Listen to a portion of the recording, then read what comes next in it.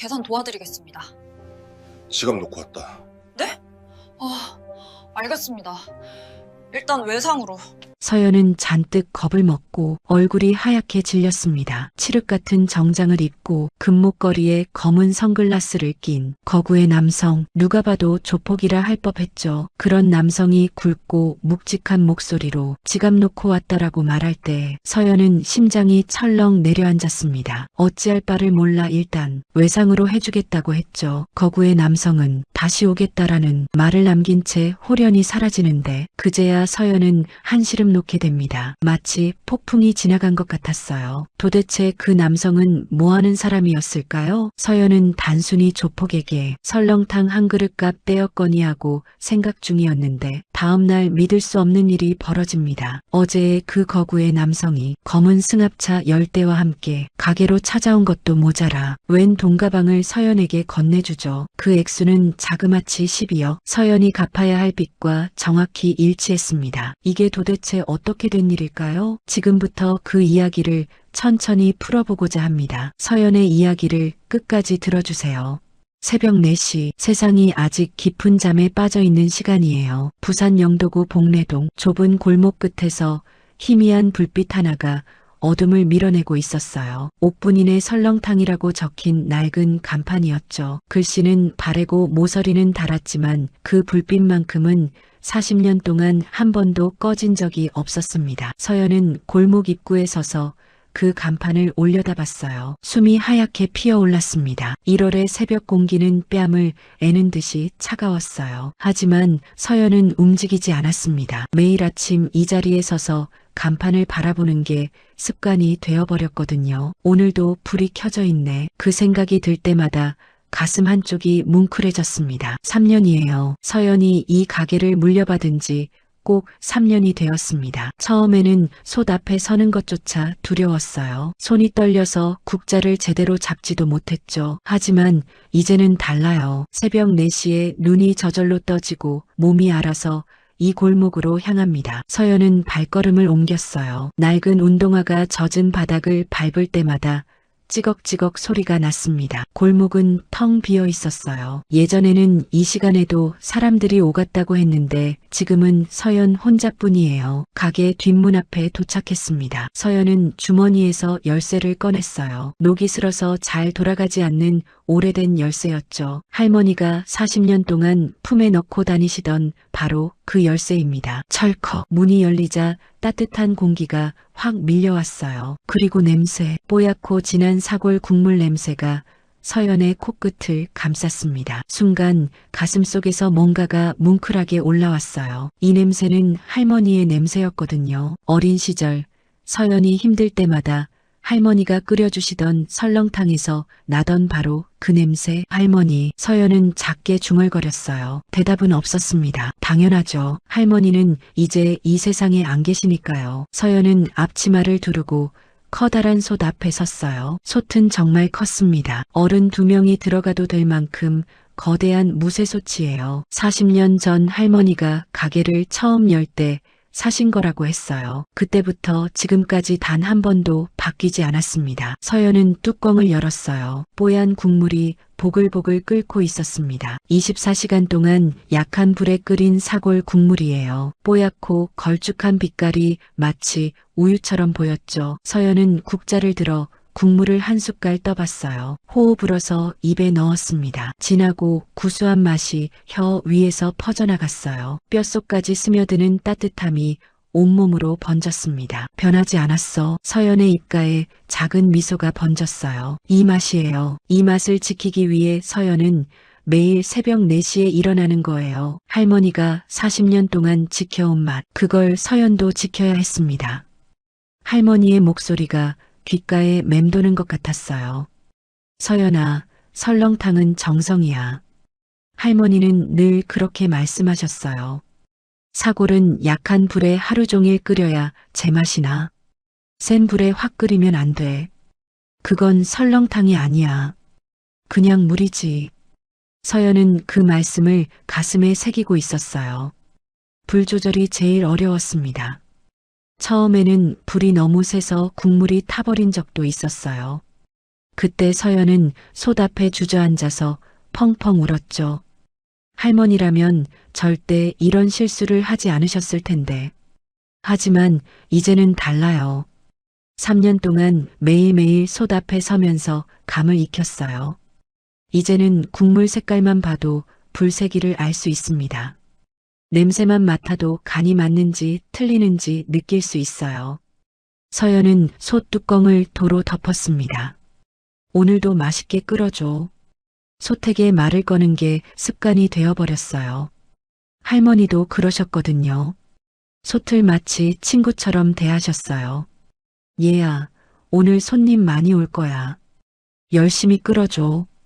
그러면 정말로 손님이 많이 왔다고 했습니다. 물론 지금은 그렇지 않아요. 소택에 아무리 말을 걸어도 손님은 오지 않았습니다. 서연은 가게 안을 둘러봤어요. 테이블이 6개 있었습니다. 4인용 테이블 4개, 2인용 테이블 2개. 나무로 된 오래된 테이블들이에요. 표면이 닳고 여기저기 흠집이 나 있었지만 할머니가 쓰시던 그대로예요. 벽에는 사진들이 걸려 있었습니다. 가장 큰 사진은 할머니 사진이에요. 40년 전 가게를 처음 연날 찍은 사진이라고 했어요. 할머니의 얼굴에는 환한 웃음이 가득했습니다. 아직 주름이 많지 않던 시절이에요. 눈가에 잔주름이 생기기 전, 허리가 굽기 전에 젊은 할머니. 서연은 그 사진을 바라봤어요. 가슴이 뭉클해졌습니다. 할머니, 저 오늘도 왔어요. 서연은 매일 아침 할머니 사진에 인사를 했어요. 대답이 없다는 걸 알면서도요. 그 옆에 또 다른 사진이 걸려 있었습니다. 오래된 사진이에요. 색이 발에서 누렇게 변했고 모서리가 접혀 있었죠. 하지만 사진 속 두 사람의 얼굴은 선명하게 보였습니다. 40대 초반의 할머니, 그리고 20살쯤 되어 보이는 젊은 남자. 서연은 어릴 때 이 사진에 대해 물어본 적이 있었어요. 할머니, 이 사람 누구야? 그때 할머니는 그냥 웃으셨어요. 주름진 눈가가 더 깊어지면서 따뜻한 미소를 지으셨죠. 옛날 손님이야. 손님? 왜 손님이랑 사진을 찍었어? 글쎄다. 그냥 인연이었나 보다. 그게 전부였어요. 할머니는 더 이상 말씀하지 않으셨습니다. 서연도 더 이상 묻지 않았어요. 지금 생각하면 궁금해요. 저 남자는 대체 누구였을까? 할머니에게 어떤 의미였을까? 하지만 이제는 물어볼 수가 없어요. 할머니는 세상을 떠나셨고 그 비밀도 함께 가져가셨으니까요. 서연은 카운터 서랍을 열었어요. 낡은 수첩이 들어 있었습니다. 표지가 해지고 모서리가 다른 작은 수첩이에요. 할머니의 레시피 수첩이죠. 서연은 수첩을 조심스럽게 꺼냈어요. 이 수첩에는 할머니의 모든 비밀이 담겨 있었습니다. 설렁탕 끓이는 방법, 사골 고르는 법, 양념 비율, 손님 대하는 자세까지 40년의 경험이 작은 글씨로 빼곡하게 적혀 있었어요. 서연은 수첩을 펼쳤습니다. 마지막 페이지. 거기에는 할머니의 글씨가 또렷하게 적혀 있었어요. 힘들 때는 국물 한 숟갈 떠봐라. 맛이 변하지 않았으면 괜찮은 거야. 서연은 그 글귀를 손가락으로 쓰다듬었어요. 눈시울이 뜨거워졌습니다. 이 글귀가 서연을 버티게 해주었어요. 지난 3년 동안 수없이 많은 밤에 서연은 이 글귀를 읽으며 눈물을 삼켰습니다. 포기하고 싶을 때마다, 도망치고 싶을 때마다 이 글귀를 읽었어요. 맛이 변하지 않았으면 괜찮은 거야. 할머니의 목소리가 들리는 것 같았습니다. 서연은 수첩을 가슴에 꼭 안았어요. 할머니, 저 오늘도 괜찮아요. 맛은 변하지 않았어요. 아침 6시. 서연은 가게 문을 열었어요. 낡은 철문이 삐걱 소리를 내며 열렸습니다. 차가운 새벽 공기가 가게 안으로 밀려 들어왔어요. 골목은 여전히 텅 비어 있었습니다. 서연은 문 앞에 서서 골목을 바라봤어요. 예전에는 이 시간에도 사람들이 줄을 섰다고 했어요. 할머니가 살아계실 때는 아침 6시에 문을 열자마자 손님들이 밀려 들어왔대요. 그때는 정신이 없었어. 손님이 너무 많아서 밥 먹을 시간도 없었지. 할머니는 그때를 회상하며 말씀하셨어요. 점심시간에는 골목 끝까지 줄이 섰어. 1시간씩 기다리는 손님도 있었고, 그래도 다들 불평 안 하고 기다렸어. 그만큼 맛있었거든. 할머니의 눈가에는 자부심이 서려 있었습니다. 하지만 지금은 달라요. 서연은 텅 빈 골목을 바라보며 한숨을 내쉬었어요. 줄은커녕 손님 한 명도 보이지 않았습니다. 7시가 되었어요. 손님이 없었습니다. 8시. 여전히 없었어요. 9시. 문이 열렸습니다. 서연의 가슴이 두근거렸어요. 손님이다. 문 앞에 작은 할머니 한 분이 서 있었습니다. 70대 후반쯤 되어 보이는 분이에요. 허리가 굽고 지팡이를 짚고 계셨죠. 단골 손님 김순자 할머니였어요. 어머니, 어서 오세요. 서연이 밝게 인사했습니다. 순자 할머니가 느릿느릿 들어오셨어요. 서연아, 오늘도 일찍 나왔네. 네, 매일 4시에 나와요. 참 대단하다, 너는. 젊은 게. 순자 할머니가 창가 자리에 앉으셨어요. 항상 앉는 자리였습니다. 할머니가 살아계실 때부터 그 자리에 앉으셨대요. 서연은 설렁탕을 준비했어요. 뽀얀 국물을 그릇에 담고 고기를 올리고 파를 송송 썰어 얹었습니다. 밥과 깍두기도 함께 올렸죠. 여기 있어요, 어머니. 서연이 설렁탕을 내려놓았습니다. 순자 할머니가 국물을 한 숟갈 떠서 드셨어요. 천천히 음미하시더니 고개를 끄덕이셨습니다. 맛이 똑같네. 옥분이가 끓이던 맛이야. 그 말에 서연의 가슴이 뭉클해졌어요. 정말요? 할머니 맛이랑 똑같아요? 응, 똑같아. 내가 잘 지키고 있어. 순자 할머니의 눈가에 눈물이 고였습니다. 옥분이가 보고 싶구나. 얼마나 좋은 사람이었는데. 서연도 눈시울이 뜨거워졌어요. 저도요, 어머니. 저도 할머니가 너무 보고 싶어요. 둘은 잠시 말없이 앉아 있었습니다.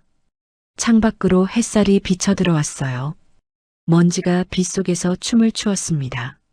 순자 할머니가 설렁탕을 다 드시고 계산을 했어요. 서연아, 힘내. 옥분이가 하늘에서 보고 있을 거야. 네, 어머니. 감사합니다. 순자 할머니가 지팡이를 짚고 나가셨습니다. 다시 가게는 텅 비었어요. 점심시간이 되었습니다. 손님이 한 분 더 오셨어요.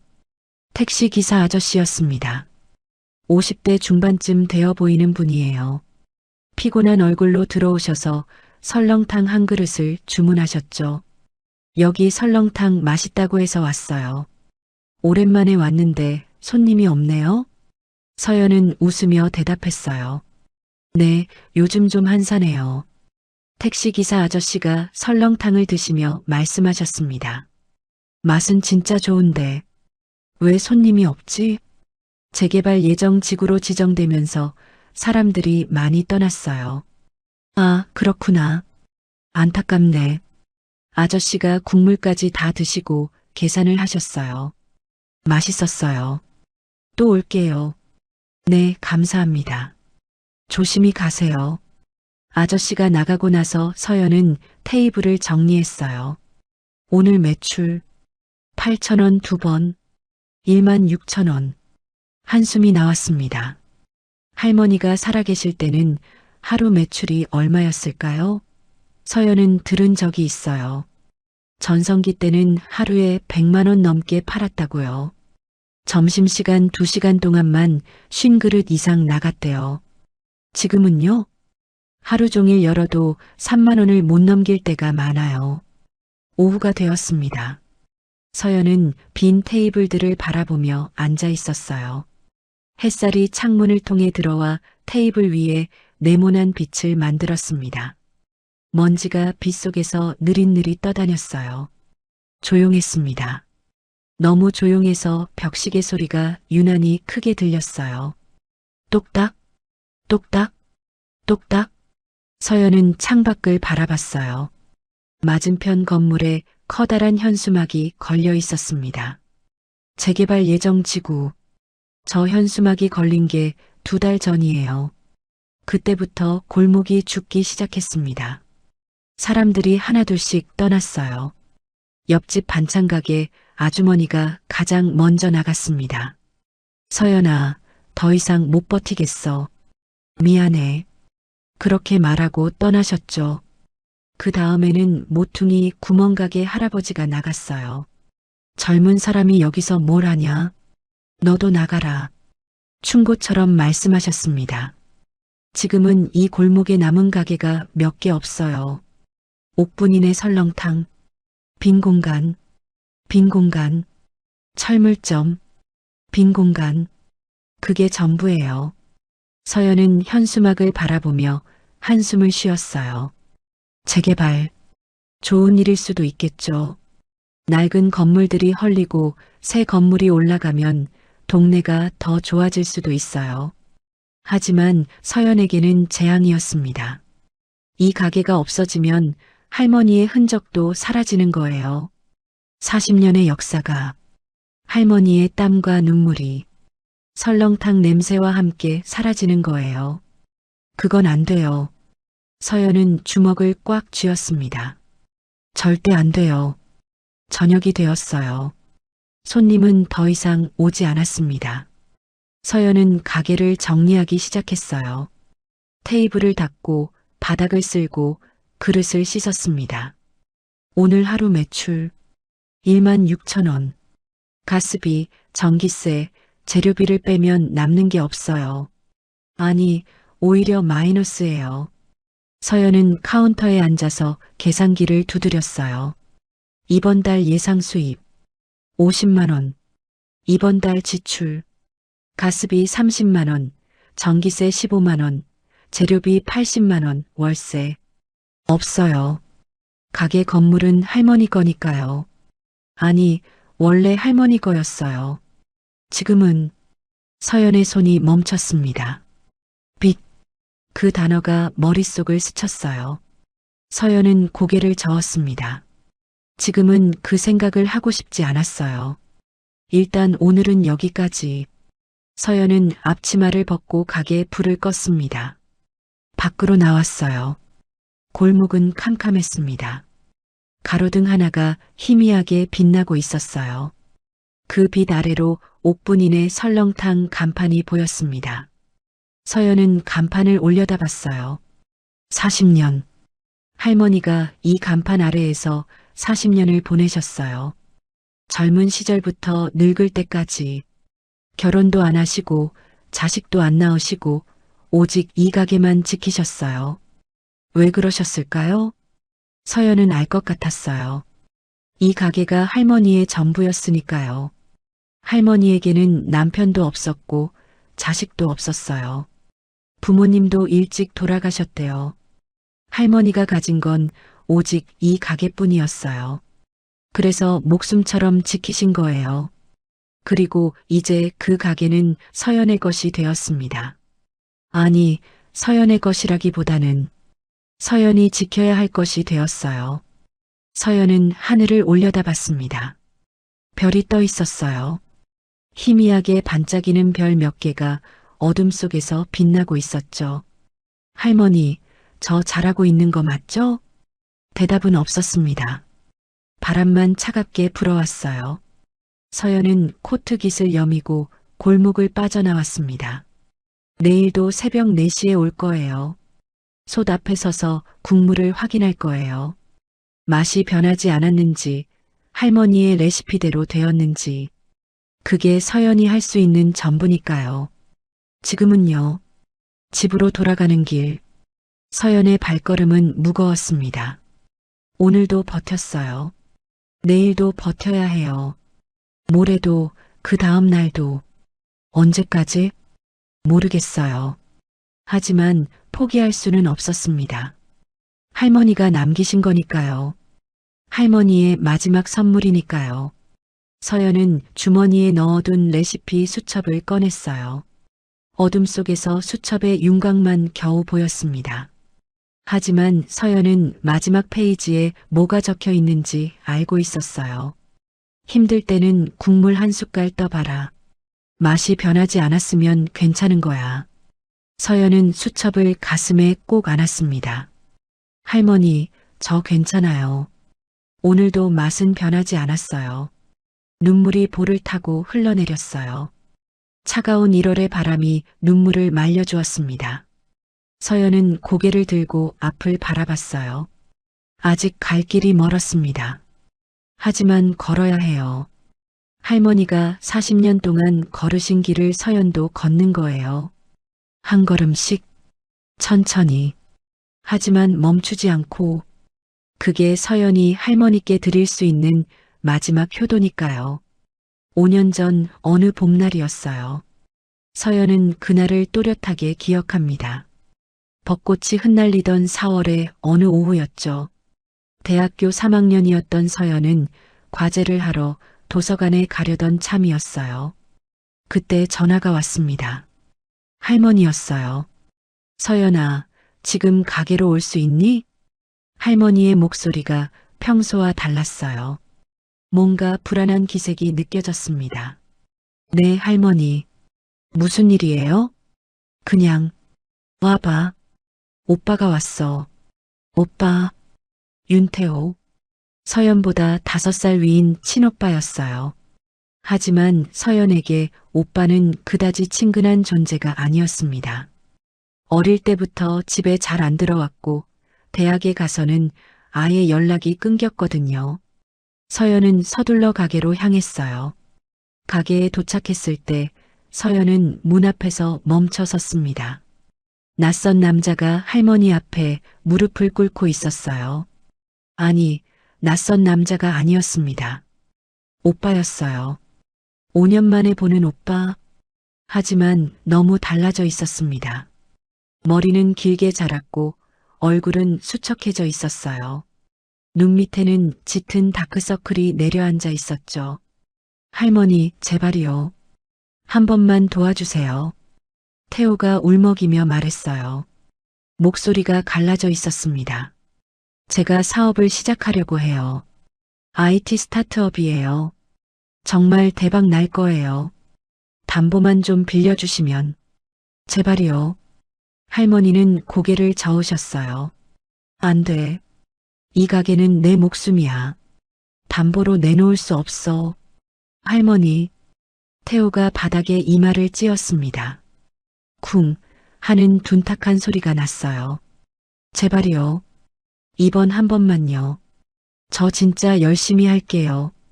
반드시 성공해서 갚을게요. 할머니 은혜 평생 잊지 않을게요. 서연은 문틈으로 그 광경을 지켜봤어요. 가슴이 답답해졌습니다. 오빠가 저렇게까지 하는 걸 처음 봤거든요. 어릴 때 오빠는 늘 당당했어요. 아니, 당당하다기보다는 거만했죠. 자기가 제일 잘난 줄 알았어요. 그런 오빠가 지금 할머니 앞에 무릎을 꿇고 이마를 찢고 있었습니다. 뭔가 잘못되었다는 걸 서연은 직감적으로 느꼈어요. 그날 이후 태호는 매일 가게에 왔습니다. 아침에 와서 저녁까지 앉아 있었어요. 할머니가 일하시는 동안 옆에서 도와드리기도 했죠.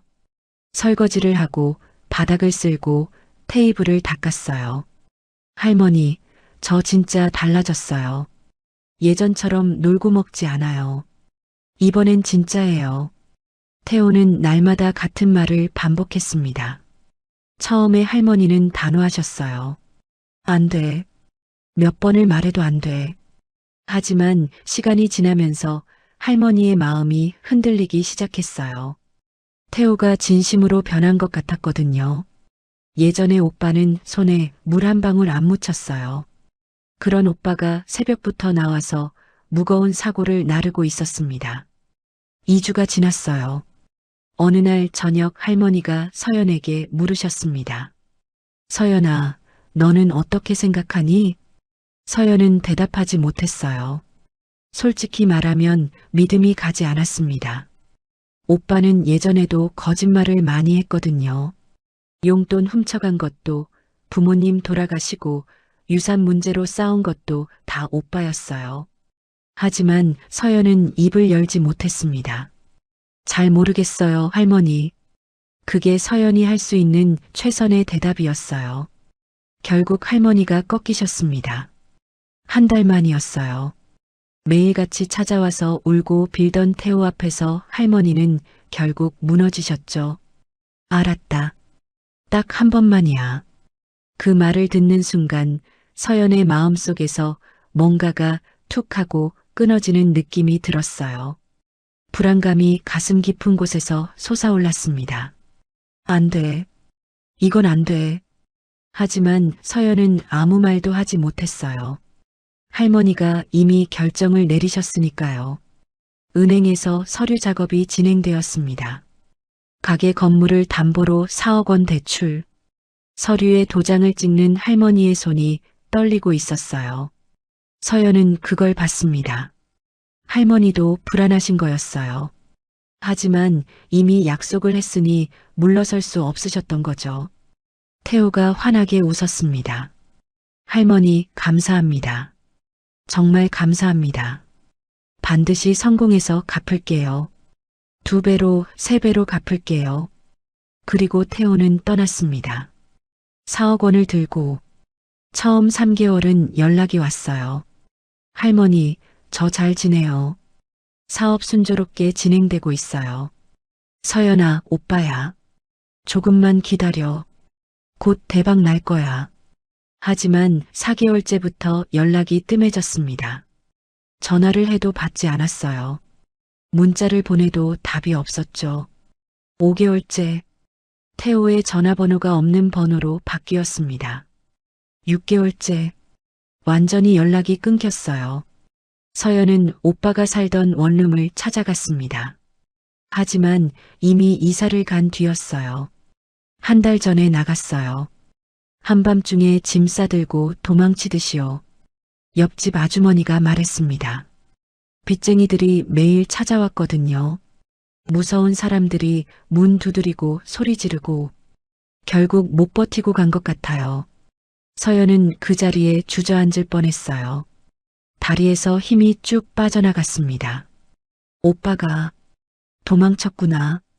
4억 원을 들고 할머니의 40년을 담보로 한 그 돈을 들고 할머니는 아무 말씀도 안 하셨어요. 태호가 도망쳤다는 걸 알았을 때도 할머니는 울지 않으셨습니다. 화를 내지도 않으셨어요. 그냥 솥 앞에 서서 국물을 저으셨죠. 할머니, 괜찮으세요? 서연이 조심스럽게 물었어요. 할머니는 고개를 끄덕이셨습니다. 괜찮아. 내가 판단을 잘못한 거지. 누굴 탓하겠니? 그 목소리가 너무 담담해서 오히려 서연의 가슴이 더 아팠어요. 차라리 우시거나 화를 내셨으면 좋겠다고 생각했습니다. 이렇게 담담하게 받아들이시는 모습이 더 마음이 아팠어요. 그날부터 할머니의 하루가 달라졌습니다. 새벽 4시에 일어나시던 할머니가 새벽 3시에 일어나셨어요. 밤 8시에 문 닫으시던 할머니가 밤 10시까지 가게를 여셨죠. 할머니, 너무 무리하시면 안 돼요. 괜찮아. 빚을 갚아야지. 할머니의 눈가에 주름이 깊어졌어요. 허리가 점점 더 굽어졌습니다. 하얀 머리카락이 부쩍 늘었어요. 5년. 할머니는 5년 동안 혼자서 그 빚을 감당하셨습니다. 이자는 눈덩이처럼 불어났어요.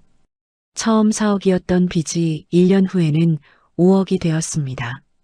2년 후에는 7억, 3년 후에는 9억. 연체이자가 붙기 시작했거든요. 아무리 열심히 설렁탕을 끓여도 원금은 줄지 않았어요. 버는 돈은 전부 이자로 빠져나갔습니다. 할머니는 한 번도 불평하지 않으셨어요. 내가 시작한 일이니까 내가 끝내야지. 그렇게만 말씀하셨습니다. 서연은 대학교를 다니면서도 마음이 편치 않았어요. 주말마다 가게에 와서 도와드렸지만 그것만으로는 부족했습니다. 할머니, 저 휴학하고 일할게요. 안 돼. 넌 공부해. 졸업하고 좋은 데 취직해. 그게 할머니 바람이야. 할머니는 단호하셨어요. 서연은 할머니 말씀대로 학교에 다녔습니다. 열심히 공부했어요. 좋은 성적을 받았고 취업 준비도 착실히 했습니다. 그게 할머니를 위한 거라고 생각했어요. 빨리 졸업하고 빨리 취직해서 돈을 벌어 할머니를 도와드리자. 그게 서연의 계획이었습니다. 2년 전 서연의 대학 졸업식 날이었어요. 2월의 추운 아침이었습니다. 서연은 학사모를 쓰고 졸업 가운을 입었어요. 거울 앞에서 웃어봤습니다. 드디어 졸업이다. 4년간의 대학 생활이 끝났어요. 이제 취직해서 돈을 벌 수 있습니다. 할머니를 도와드릴 수 있어요. 졸업식장으로 가기 전에 서연은 할머니에게 전화했어요. 할머니, 오늘 졸업식이에요. 오실 거죠? 할머니의 목소리가 피곤해 보였습니다. 그래, 서연아. 할머니가 갈게. 점심 장사 끝나고 갈게. 네, 기다릴게요. 할머니. 서연은 설레는 마음으로 졸업식장에 갔어요. 졸업식이 진행되었습니다.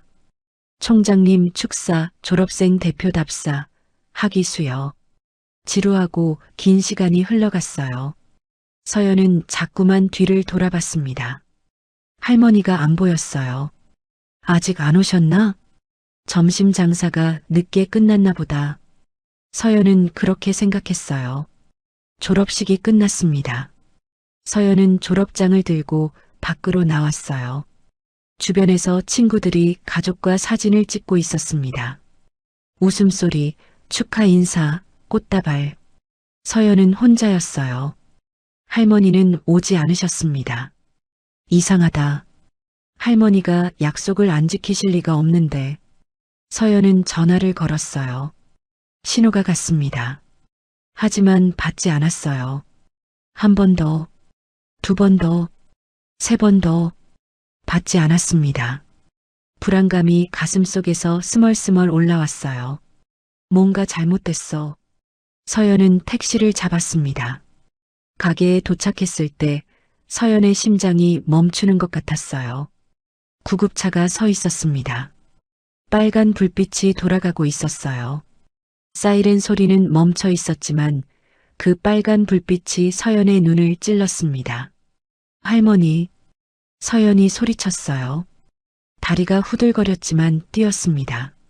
넘어질 뻔하면서도 뛰었어요. 가게 안에 구급대원들이 있었습니다. 바닥에 누군가가 누워 있었어요. 할머니였습니다. 눈을 감고 축 늘어져 있었어요. 얼굴이 하얗게 질려 있었습니다. 할머니, 할머니. 서연이 할머니에게 달려들었어요. 구급대원이 서연을 막았습니다. 가족분이세요? 심장마비입니다.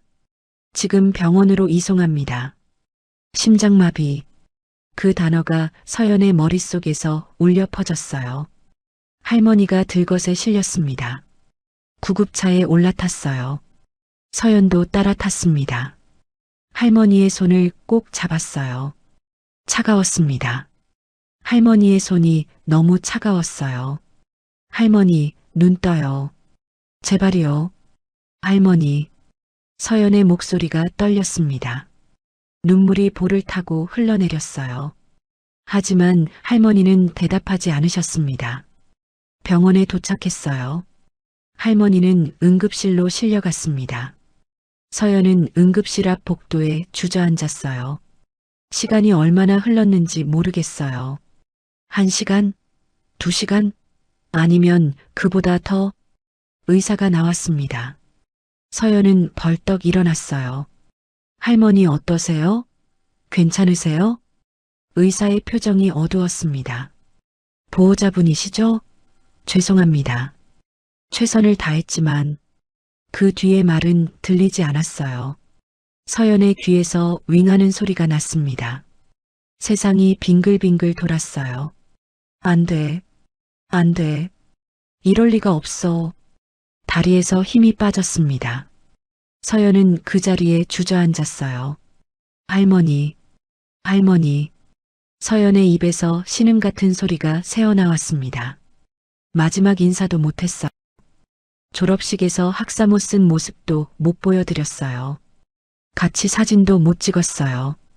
할머니는 그렇게 떠나셨습니다.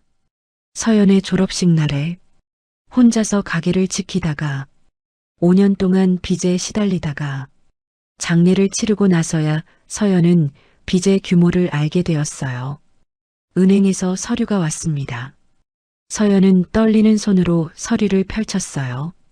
숫자가 눈에 들어왔습니다. 12억. 처음에는 잘못 본 줄 알았어요. 4억이 12억이 되었다고? 서연은 은행에 전화했습니다. 이거 숫자가 맞나요? 4억이었는데 어떻게 12억이? 연체이자와 복리이자가 붙었습니다. 5년 동안 원금 상환이 거의 안 되셨거든요. 서연의 손에서 전화기가 떨어질 뻔했어요. 12억. 27살 대학 졸업생이 감당할 수 있는 금액이 아니었습니다. 그 순간 서연의 안에서 뭔가가 완전히 무너져 내렸어요. 서연에게는 선택지가 있었어요. 상속 포기. 그걸 하면 빚에서 벗어날 수 있었습니다. 변호사가 그렇게 말했어요. 상속 포기하시면 빚도 안 갚으셔도 됩니다. 대신 가게도 포기하셔야 해요. 가게. 옥분인의 설렁탕. 할머니가 40년 동안 지키신 가게. 서연은 밤새 고민했어요. 상속을 포기하면 12억 빚에서 벗어날 수 있습니다. 대학 졸업장으로 취직해서 평범하게 살 수 있어요. 하지만 가게는 사라집니다. 할머니의 흔적이 사라져요. 40년의 역사가 없어지는 거예요. 서연은 가게에 갔어요. 텅 빈 가게 안에 혼자 앉았습니다. 할머니가 앉으시던 자리에 솥에서 사골 냄새가 났어요. 할머니가 돌아가시기 전날 끓여놓으신 국물이었죠. 서연은 국물을 한 숟갈 떠봤어요. 변하지 않은 맛이었습니다. 눈물이 쏟아졌어요. 할머니, 저 어떻게 해야 해요? 대답은 없었습니다. 하지만 서연은 알 것 같았어요. 할머니라면 뭐라고 하셨을지. 다음 날 서연은 결정을 내렸습니다. 상속받겠습니다. 빚이랑 같이요. 변호사가 놀란 표정을 지었어요. 정말요? 12억인데요. 갚을 수 있으세요? 모르겠어요. 하지만 할머니가 지키신 가게를 제가 포기할 수는 없어요. 서연은 대학 졸업장을 서랍에 넣었습니다. 면접 보기로 한 회사에 전화해서 사과했어요. 그리고 앞치마를 둘렀습니다. 할머니의 레시피 수첩을 붙들고 매일 설렁탕을 끓이기 시작했어요. 그렇게 2년이 흘렀습니다. 빚은 줄지 않았어요. 가게는 점점 더 힘들어졌습니다.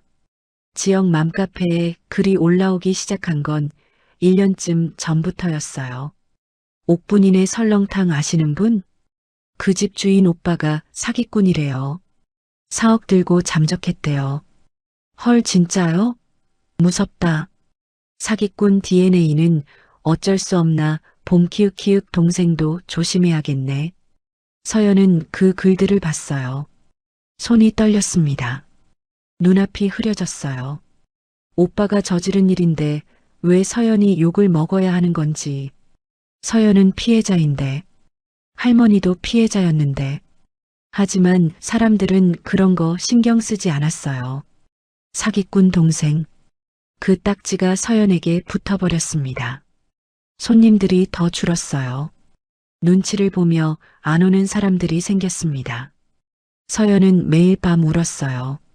솥 앞에서, 할머니 사진 앞에서, 텅 빈 가게 안에서. 하지만 아침이 되면 다시 일어났습니다. 포기할 수 없었거든요. 어느 날 오후였어요. 가게 문이 열렸습니다. 서연은 반갑게 인사하려다가 멈췄어요. 양복을 입은 남자 2명이 들어왔거든요. 50대 중반쯤 되어 보이는 뚱뚱한 남자, 그리고 40대 초반의 날카로운 인상을 가진 남자. 두 사람의 표정이 썩 좋아 보이지 않았어요. 윤서연 사장님 맞으시죠? 뚱뚱한 남자가 물었습니다. 목소리에 친절함이 없었어요. 네, 맞는데요. 무슨 일이시죠? 저는 세비저축은행 이재민 지점장입니다. 이쪽은 성진개발 박성진 대표님이시고요.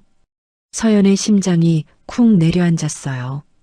은행, 그리고 개발회사. 좋지 않은 조합이었습니다. 이재민이 서류 봉투를 꺼내서 테이블 위에 올려놓았어요. 경매 결정문입니다.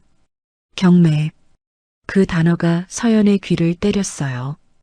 2주 뒤에 경매가 진행됩니다.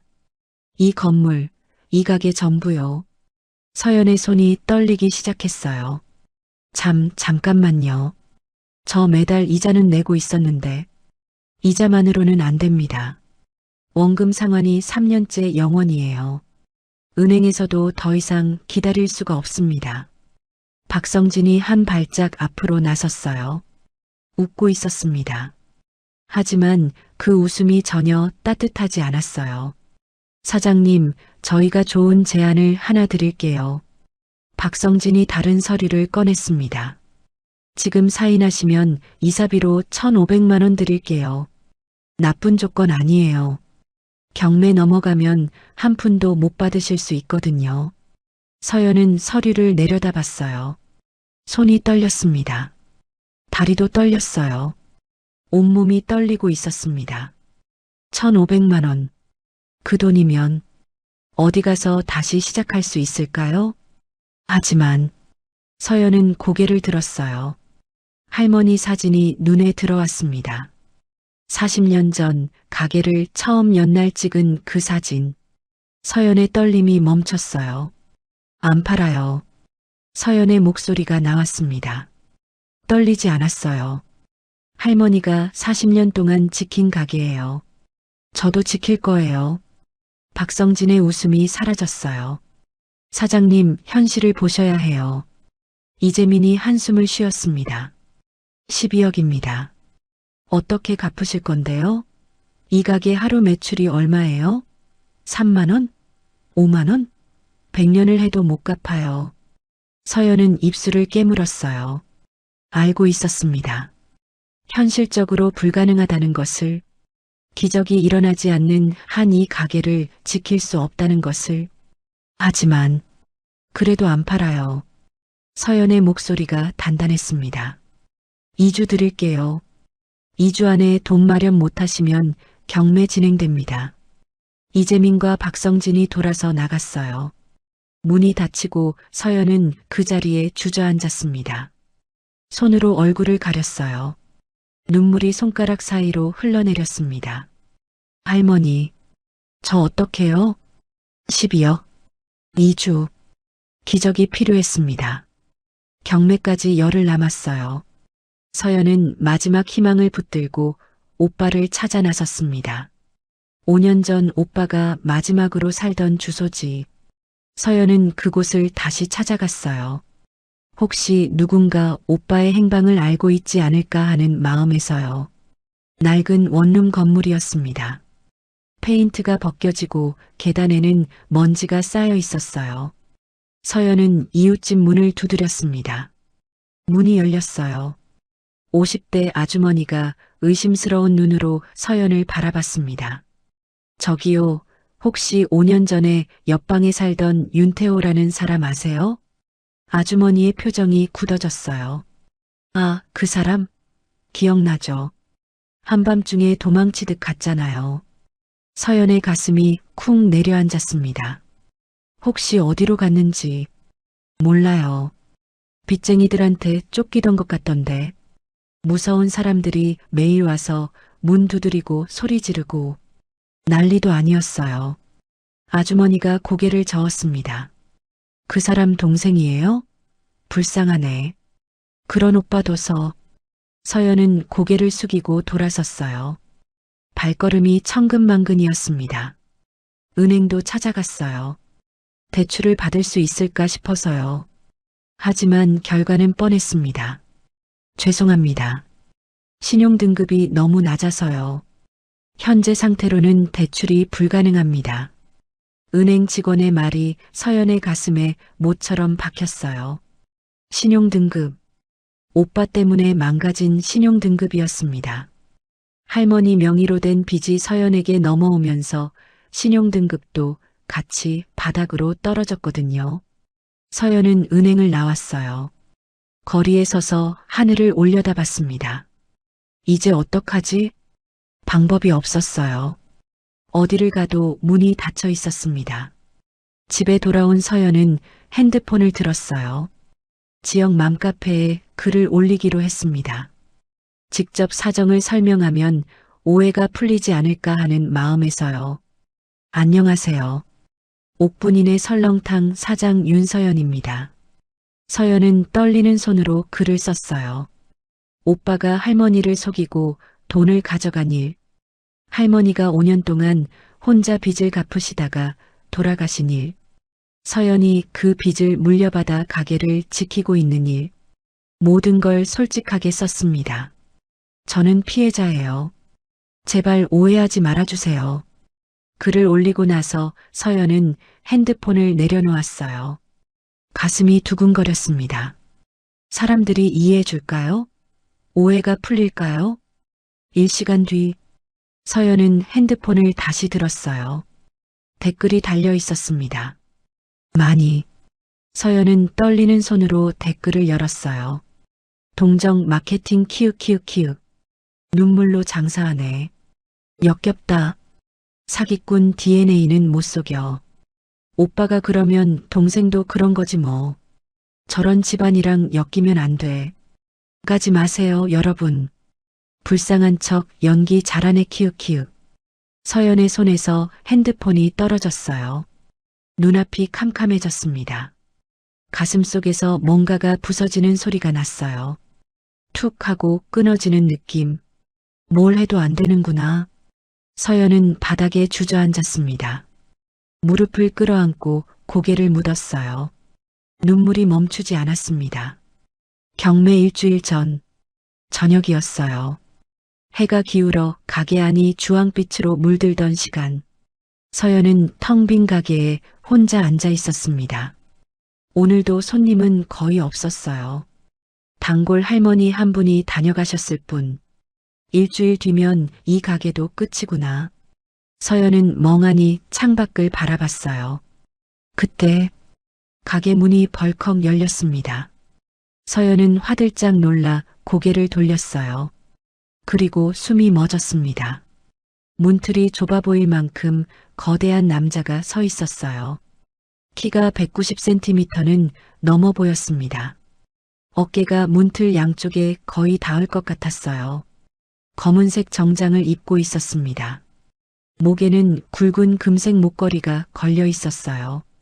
눈에는 검은 선글라스. 남자가 한 걸음 들어왔어요. 그리고 정장 재킷을 벗었습니다. 서연의 눈이 커졌어요. 오른팔에 문신이 있었습니다. 용 문신. 어깨부터 팔꿈치까지 또아리를 튼 거대한 용이 새겨져 있었어요. 서연의 심장이 쿵쾅쿵쾅 뛰기 시작했습니다. 조폭이다. 온몸이 얼어붙었어요. 도망쳐야 하나? 경찰을 불러야 하나? 비명을 질러야 하나? 머릿속이 하얗게 비었습니다. 남자가 창가 자리에 앉았어요. 선글라스를 벗지 않은 채로 서연을 바라봤습니다. 설렁탕 하나. 낮고 굵은 목소리였어요. 마치 땅속에서 울려나오는 것 같았습니다. 서연은 꿈쩍도 못했어요. 다리가 떨렸습니다. 손도 떨렸어요. 온몸이 떨리고 있었습니다. 설렁탕. 남자가 다시 말했어요.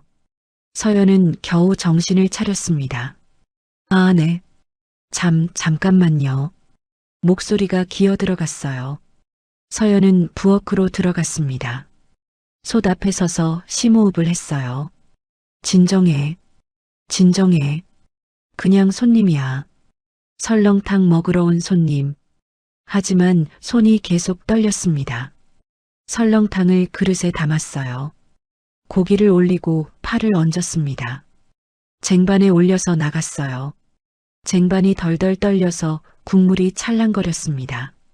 남자 앞에 설렁탕을 내려놓았어요. 여기 있습니다. 서연의 목소리가 모기만 했어요. 남자는 대답 없이 숟가락을 들었습니다.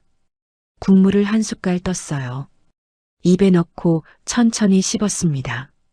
서연은 숨도 제대로 못 쉬고 지켜봤어요. 남자의 표정은 선글라스에 가려 알 수 없었습니다. 남자가 묵묵히 먹기 시작했어요. 한 숟갈, 두 숟갈, 세 숟갈, 국물이 줄어들었습니다. 고기가 없어졌어요. 밥알까지 싹싹 긁어 먹었습니다. 그리고 국물까지 다 비웠어요. 그릇이 깨끗해졌습니다. 남자가 자리에서 일어났어요. 계산대로 다가왔습니다. 서연은 가슴이 두근거렸어요. 얼른 계산하고 보내야 해. 8,000원입니다. 서연이 말했어요. 남자가 정장 주머니를 뒤적였습니다. 오른쪽 주머니, 왼쪽 주머니, 바지 뒷주머니, 그리고 멈췄어요. 지갑 놓고 왔네. 서연의 심장이 철렁 내려앉았습니다. 뭐라고요? 용 문신의 조폭 같은 남자가 돈이 없다고요? 서연의 머릿속이 새하얗게 변했어요. 그럼 어떡해요? 서연의 목소리가 떨렸습니다. 남자가 서연을 내려다봤어요. 190이 넘는 키에서 내려오는 시선, 검은 선글라스 너머로 느껴지는 무게감, 압도적이었습니다. 서연은 몸이 굳어버렸어요. 아무 말도 할 수 없었습니다. 몇 초가 흘렀어요. 아니, 몇 분 같았습니다. 남자가 입을 열었어요. 나중에 갚을게. 그게 전부였습니다. 남자는 문을 열고 나갔어요. 거대한 뒷모습이 어둠 속으로 사라졌습니다. 서연은 그 자리에 주저앉았어요. 다리에 힘이 쭉 빠졌거든요. 8,000원. 서연의 입에서 허탈한 웃음이 새어나왔습니다. 떼었어요. 8,000원을 떼었습니다. 하루 매출도 안 되는데, 경매가 일주일 앞으로 다가왔는데, 조폭한테 8,000원을 떼이다니. 서연은 바닥에 앉아서 천장을 올려다봤어요. 눈물이 나올 것 같기도 하고 웃음이 나올 것 같기도 했습니다. 할머니, 이게 뭐 하는 짓이에요? 저 대체 어떡해요? 대답은 없었어요. 그냥 텅 빈 가게만 서연을 바라보고 있었습니다. 경매 이틀 전이었어요. 서연은 가게 문을 열고 있었습니다. 또 하루가 시작되는 거죠. 손님 없는 하루, 희망 없는 하루. 그때 골목 입구에서 소란이 들렸어요. 서연이 고개를 돌렸습니다. 사람들이 몰려오고 있었어요. 카메라를 든 사람, 마이크를 든 사람, 메모장을 든 사람. 취재진이었습니다. 서연의 심장이 쿵 내려앉았어요. 사장님, 윤서연 사장님 맞으시죠? 기자가 달려오며 소리쳤어요. 카메라가 서연의 얼굴을 향했습니다. 빨간 불빛이 깜빡거렸어요. 녹화 중이라는 뜻이었죠. 서연은 뒷걸음질 쳤어요. 저는 오빠분이 12억 들고 잠적하셨다면서요? 사실인가요? 기자가 마이크를 들이밀었습니다.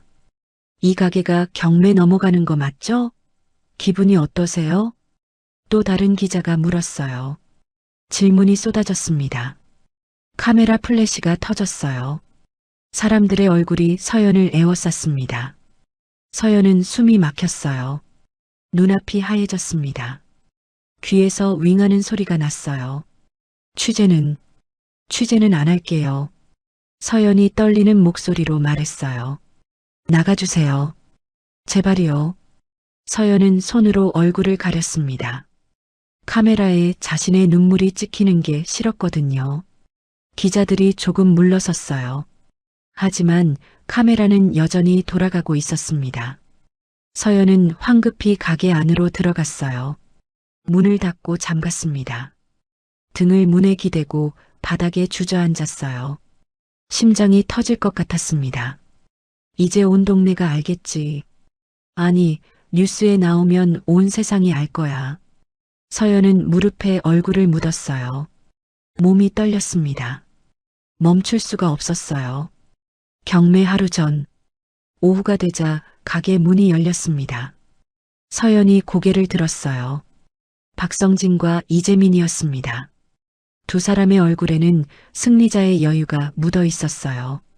안녕하세요, 사장님. 뉴스 봤어요. 고생 많으셨네요. 박성진이 비웃음 섞인 목소리로 말했습니다. 서연은 대답하지 않았어요. 박성진이 테이블에 서류를 올려놓았습니다. 마지막 기회예요. 박성진이 서연의 눈을 똑바로 바라봤어요. 지금 여기 사인하시면 이사비 1,500만 원 드릴게요. 하지만 내일 경매장에서 저희가 낙찰받으면 한 푼도 못 받아요. 그냥 쫓겨나는 거예요. 서연은 서류를 내려다봤어요. 글씨가 빽빽하게 적혀 있었습니다. 법률 용어, 숫자, 조항들. 손이 떨렸어요. 이재민이 펜을 내밀었습니다. 현명한 선택하세요, 사장님. 12억은 어차피 못 갚아요. 이건 받을 수 있을 때 받는 거예요. 서연은 펜을 받았어요. 손가락에 힘이 들어갔습니다. 펜촉이 종이 위에 닿았어요. 사인만 하면 끝이야. 1,500만 원 받고 여기서 나가면 돼. 새로 시작하면 돼. 하지만 펜이 움직이지 않았어요. 서연의 눈에 벽에 걸린 할머니 사진이 들어왔습니다. 40년 전 이 가게를 처음 연날 찍은 사진. 환하게 웃고 계신 할머니. 서연의 손에서 힘이 빠졌어요. 펜을 내려놓았습니다. 못하겠어요. 서연의 목소리가 작았어요. 하지만 단단했습니다. 박성진의 표정이 굳어졌어요. 뭐라고요? 사인 못하겠어요. 이 가게는 할머니 가게예요. 제가 팔 수 없어요. 박성진이 한숨을 내쉬었습니다. 고집도 세시네.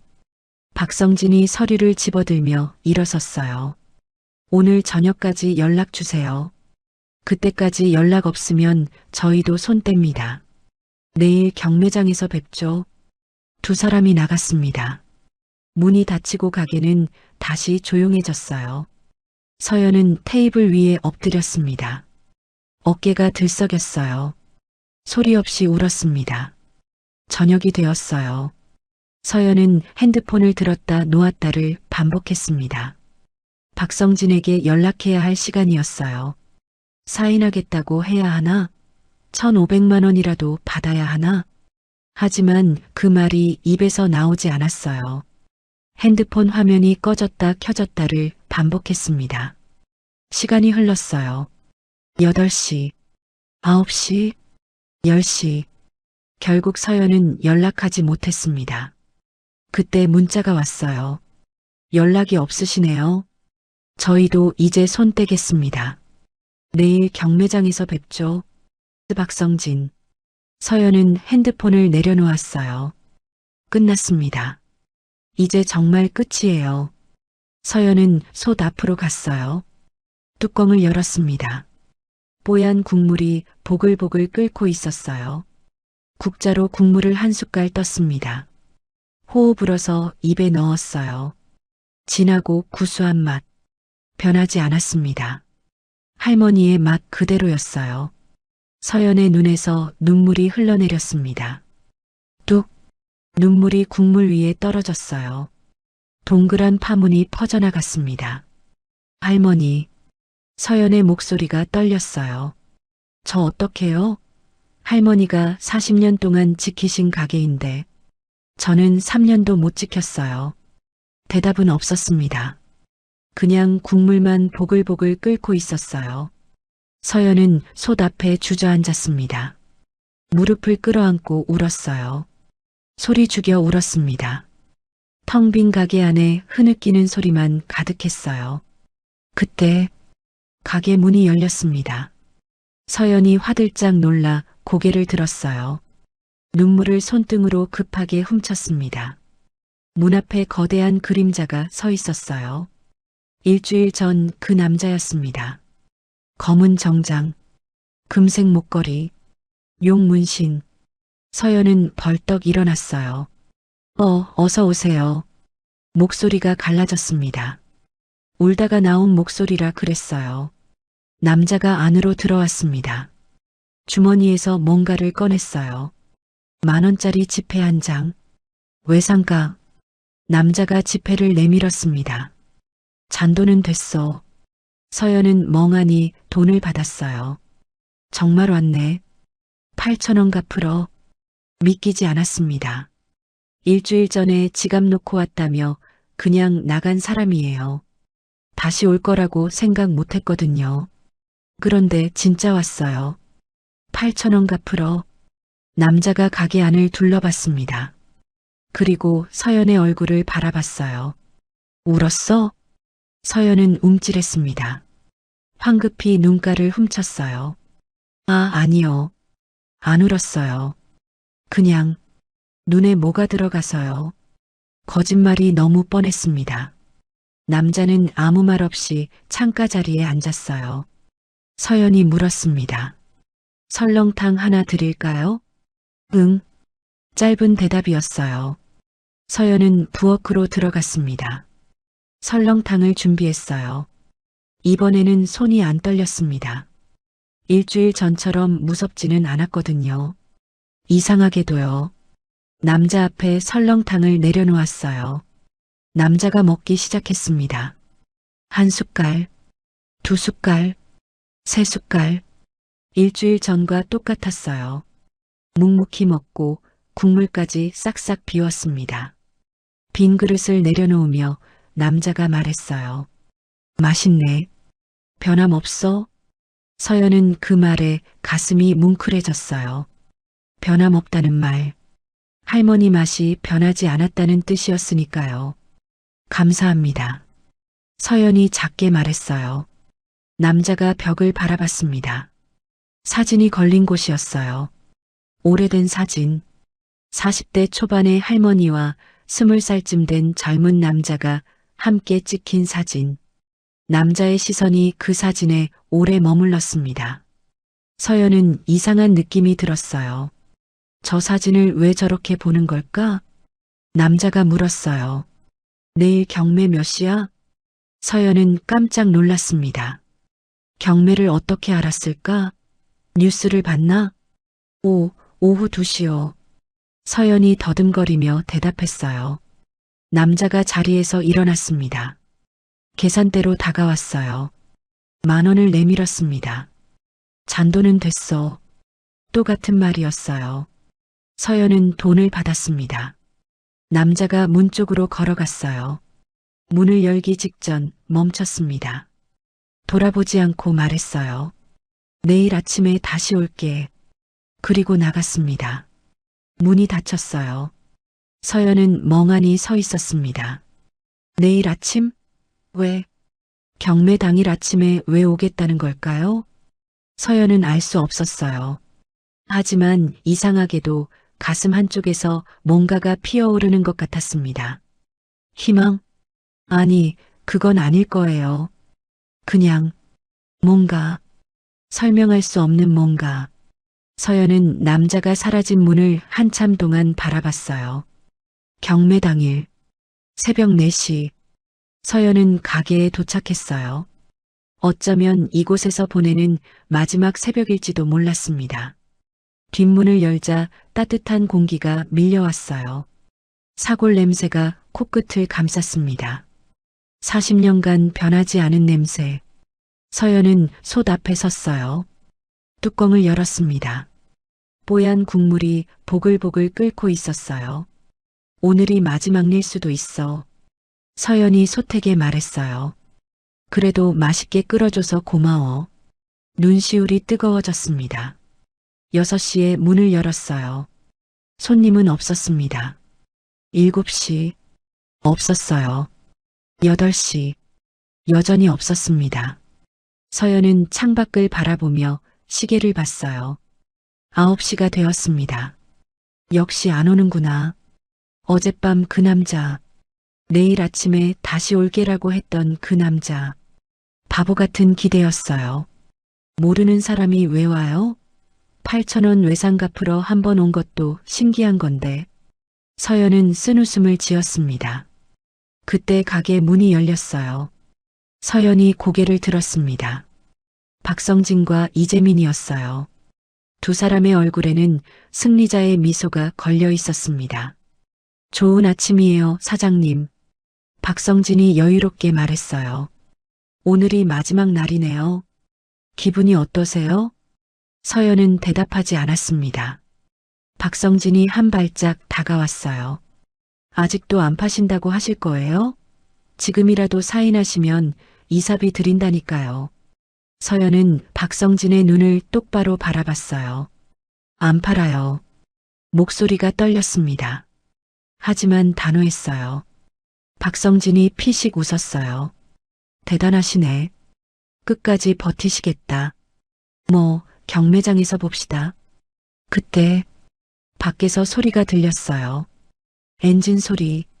한 대가 아니었습니다. 여러 대.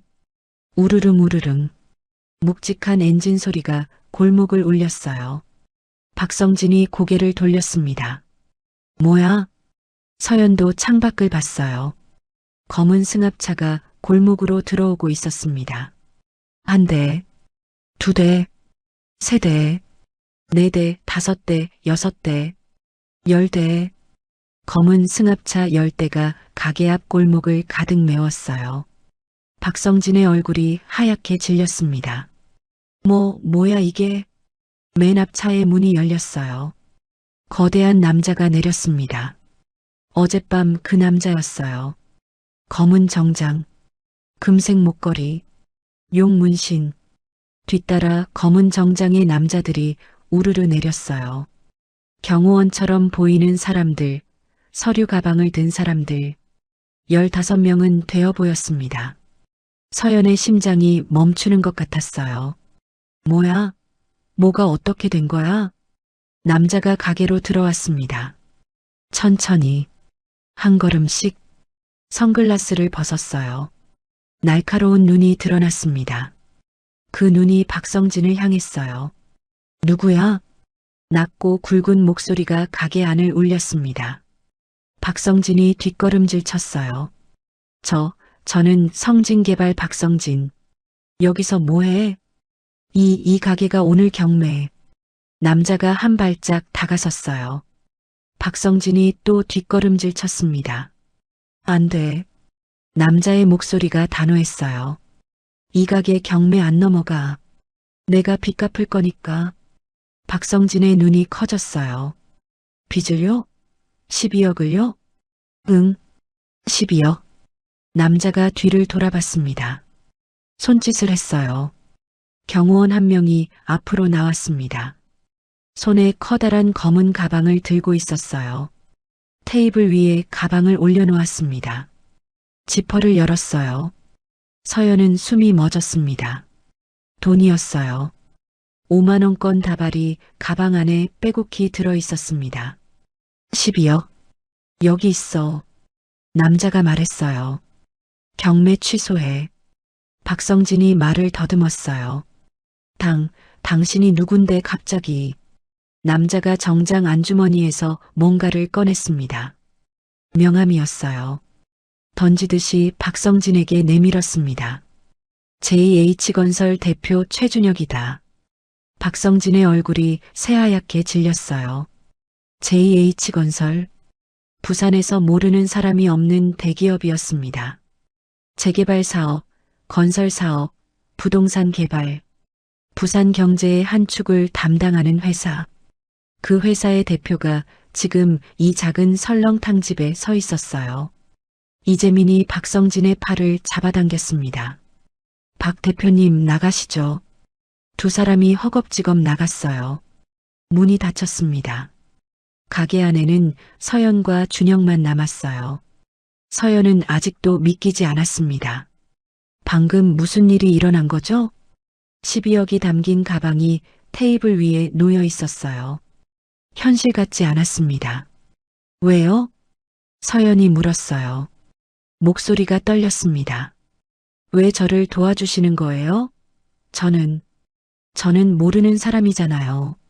준혁이 벽을 바라봤습니다. 오래된 사진이 걸린 곳이었어요. 40대 초반의 할머니와 20살쯤 된 젊은 남자가 함께 찍힌 사진. 저 사진 속 남자가 누군지 알아?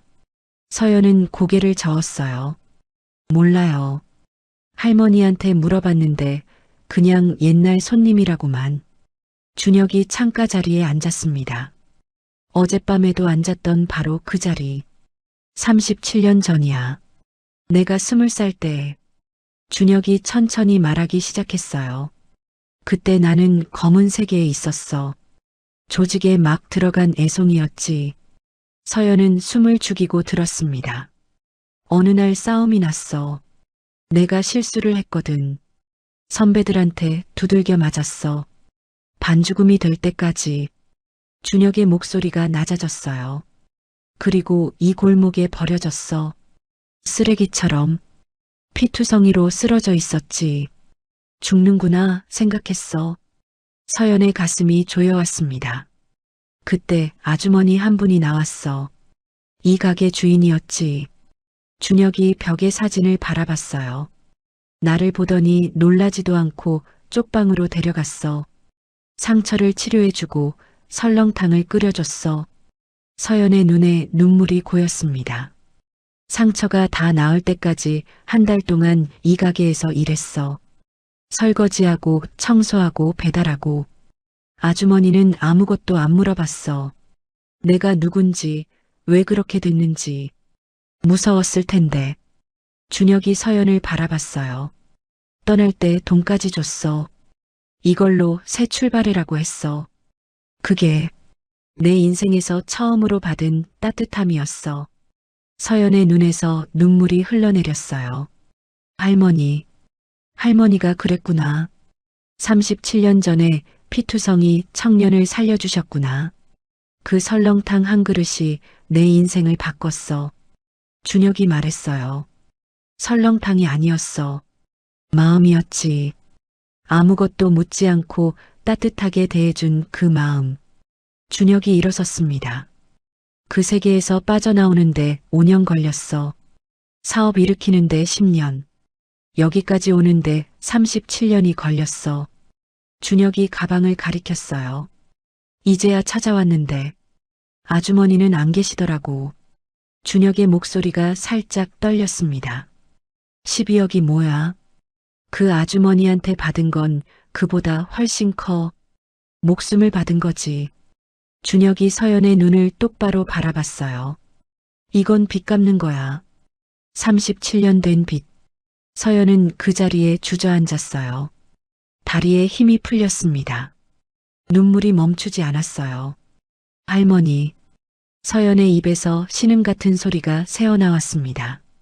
할머니가 살려주신 분이에요. 37년 전에 살려주신 분이 이렇게 돌아왔어요. 서연은 바닥에 엎드렸어요. 펑펑 울었습니다. 할머니가 뿌린 씨앗이었어요. 37년 전에 뿌린 작은 씨앗. 그게 오늘 열매가 되어 돌아온 거였어요. 할머니. 서연의 울음소리가 가게 안에 가득 찼습니다. 준혁은 말없이 서 있었어요. 창밖으로 햇살이 들어왔습니다. 할머니 사진 위로 빛이 내려앉았어요. 마치 할머니가 웃고 계신 것 같았습니다. 경매는 취소되었어요. 12억. 그 무거운 빚이 사라졌습니다. 서연은 은행에서 나오며 하늘을 올려다봤어요. 구름 한 점 없는 맑은 하늘이었습니다. 끝났어. 정말 끝났어. 믿기지 않았어요. 3년 동안 짓눌렸던 무게가 한순간에 사라진 거였습니다. 서연은 가게로 돌아왔어요. 문을 열고 들어섰습니다. 솥에서 사골 냄새가 났어요. 변함없는 냄새. 서연은 할머니 사진 앞에 섰습니다. 할머니, 제가 해냈어요. 아니, 할머니가 해내신 거예요. 눈물이 흘러내렸어요.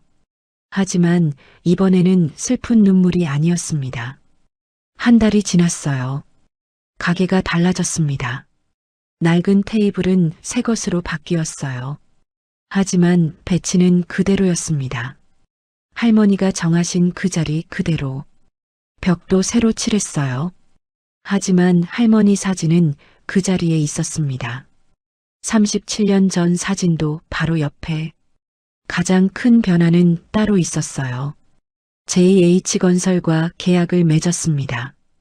직원 2,500명의 구내식당에 설렁탕을 납품하는 계약이었어요. 서연 혼자서는 감당할 수 없는 양이었습니다. 그래서 사람을 뽑았어요. 조리사 2명, 배달 담당 3명. 가게가 북적북적해졌습니다. 새벽 4시에 서연 혼자 나오던 가게에 이제는 여러 사람이 함께 일했어요. 사장님, 국물 확인해 주세요. 네, 잠깐만요. 서연은 바쁘게 움직였습니다. 하지만 그 바쁨이 행복했어요. 손님들이 돌아오기 시작했어요. 지역 맘카페에 새로운 글이 올라왔습니다. 옥분이네 설렁탕 다시 갔는데요. 맛이 진짜 좋아요. 대기업 납품한다길래 가봤는데 국물이 진하고 깊어요. 추천? 사장님 되게 친절하심 키읔키읔 또 갈 예정. 서연은 그 글들을 보며 웃었어요. 예전에 악플 달던 사람들은 어디 갔는지 모르겠습니다. 하지만 상관없었어요. 이제는 그런 게 중요하지 않았거든요. 점심시간이 되자 가게 앞에 줄이 섰어요. 할머니가 살아계실 때처럼. 서연은 그 줄을 보며 가슴이 벅차올랐습니다. 할머니, 보고 계세요? 줄이 다시 섰어요. 골목 분위기도 달라졌어요. 예전에는 서연을 피하던 사람들이 이제는 먼저 인사를 건넸습니다. 특히 오정임 아주머니. 예전에는 눈도 안 마주치더니 요즘은 아침마다 가게 앞을 지나가며 인사했어요. 서연아, 오늘도 힘내. 네, 아주머니도요. 사람들은 그래요. 잘 될 때는 다가오고 안 될 때는 멀어지죠. 서연은 그걸 원망하지 않았어요. 그냥 그런 거구나 하고 받아들였습니다. 중요한 건 지금이니까요. 석 달이 지났어요. 어느 날 오후 가게 문이 열렸습니다. 서연이 고개를 들었어요. 어서 오세. 말이 멈췄습니다. 문 앞에 남자가 서 있었어요. 50대 초반. 야위고 초라한 얼굴. 눈 밑에 짙은 다크서클. 서연의 친오빠 윤태호였습니다. 5년 만이었어요. 서연은 움직이지 않았습니다. 심장이 쿵쿵 뛰었어요. 하지만 예전처럼 떨리지는 않았습니다. 태호가 어색하게 웃었어요. 서연아, 오랜만이다. 서연은 대답하지 않았습니다. 태호가 한 발짝 들어왔어요. 잘 됐다며? 가게. 뉴스에서 봤어. JH건설이랑 계약했다고. 서연은 여전히 말이 없었어요. 태호의 표정이 굳어졌습니다. 서연아, 잘못했어. 미안해. 그때 사정이 있었어. 사정이요? 서연이 처음으로 입을 열었어요. 목소리가 차가웠습니다. 무슨 사정이요? 할머니 돈 4억 들고 도망친 사정? 5년 동안 연락 한 번 없던 사정? 태호가 움찔했어요. 그게 나도 힘들었어. 사업이 망하고 빚쟁이들한테 쫓기고. 할머니는요? 서연이 물었습니다. 오빠 때문에 할머니가 얼마나 힘드셨는지 알아요? 태호가 고개를 숙였어요. 서연의 목소리가 떨리기 시작했습니다. 5년 동안 새벽부터 밤까지 설렁탕 끓이셨어요. 이자 갚으려고. 그러다 돌아가셨어요. 제 졸업식 날에 가게에서 쓰러지셔서. 태호의 어깨가 움츠러들었어요. 서연아, 나가세요. 서연이 말했습니다. 단호했어요. 다시는 오지 마세요. 오빠는 이제 남이에요. 태호가 고개를 들었어요. 서연아, 그래도 우리 피부치잖아. 500만 원만. 아니, 100만 원만이라도. 나가세요. 서연이 다시 말했습니다. 이번에는 더 단단한 목소리로. 태호는 한참 동안 서 있었어요. 그러다 고개를 숙이고 돌아섰습니다. 문이 닫혔어요. 서연은 그 자리에 서서 닫힌 문을 바라봤습니다. 손이 떨렸어요. 하지만 후회는 없었습니다. 서연은 더 이상 3년 전의 나약한 자신이 아니었어요. 며칠 뒤 준혁이 가게에 찾아왔어요. 검은 승합차도 없었습니다. 경호원도 없었어요. 그냥 편한 옷을 입고 혼자 왔습니다. 금색 목걸이도 없었어요. 그냥 동네 아저씨 같았어요. 설렁탕 하나. 준혁이 창가 자리에 앉았습니다. 서연이 웃으며 설렁탕을 내갔어요. 준혁이 국물까지 싹싹 비웠습니다. 변함없네. 이 맛. 준혁이 말했어요. 37년 전에도 이 맛이었어. 서연은 그 말에 가슴이 뭉클해졌어요. 감사합니다. 대표님. 대표님은 무슨. 준혁이 손을 저었어요. 그냥 준혁이라고 불러. 여기서는 그냥 손님이니까. 서연이 웃었습니다. 네, 준혁 씨. 준혁도 웃었어요. 처음으로 보는 웃음이었습니다. 무섭지 않았어요. 그냥 따뜻했습니다. 저녁이 되었어요. 손님들이 다 가고 가게가 조용해졌습니다. 서연은 카운터에 앉아서 할머니의 레시피 수첩을 꺼냈어요. 마지막 페이지를 펼쳤습니다. 할머니의 글씨가 보였어요. 힘들 때는 국물 한 숟갈 떠봐라. 맛이 변하지 않았으면 괜찮은 거야. 서연은 연필을 들었어요. 그 아래에 한 줄을 덧붙였습니다. 설렁탕은 정성이다. 할머니가 가르쳐 주신 것. 그리고 내가 지켜갈 것. 서연은 수첩을 가슴에 안았어요. 따뜻했습니다. 가게 불을 끄고 문을 닫았어요. 골목은 어두웠습니다. 하지만 가로등 아래로 간판이 빛나고 있었어요. 옥분인의 설렁탕. 40년의 세월이 담긴 이름. 서연은 하늘을 올려다봤어요. 별이 떠 있었습니다. 희미하게 반짝이는 별들. 할머니, 저 잘하고 있죠? 서연이 작게 말했어요. 지켜냈어요. 할머니가 지키라고 하신 거. 바람이 불었어요. 마치 대답처럼. 서연의 머리카락이 살랑살랑 흔들렸습니다. 서연은 미소 지었어요. 내일도 새벽 4시에 이 자리에 올 거예요. 솥 앞에 서서 국물을 확인할 거예요. 맛이 변하지 않았는지, 할머니의 마음이 담겨 있는지, 할머니가 37년 전에 뿌린 씨앗이 열매를 맺었어요. 이제 서연도 씨앗을 뿌릴 거예요. 설렁탕 한 그릇에 정성을 담아서 누군가의 인생을 바꿀 수 있는 따뜻한 한 그릇. 그게 할머니가 가르쳐 주신 거니까요.